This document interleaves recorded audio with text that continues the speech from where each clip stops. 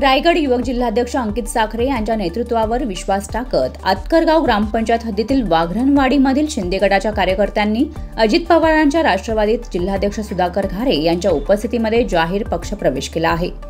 जिल्हा परिषद आणि पंचायत समिती निवडणुकीच्या तोंडावर मोठा पक्षप्रवेश मानला जातोय। पक्षप्रवेश कार्यक्रम राष्ट्रवादी काँग्रेस पक्ष कार्यालय कर्जत येथे पार पडला।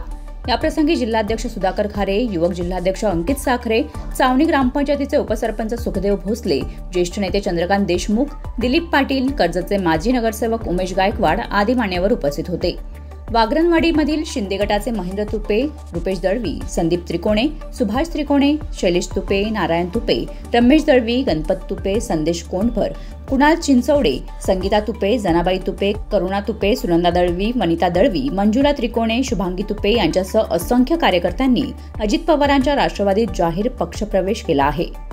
Bureau report, news 46, Raigad, Khalapur.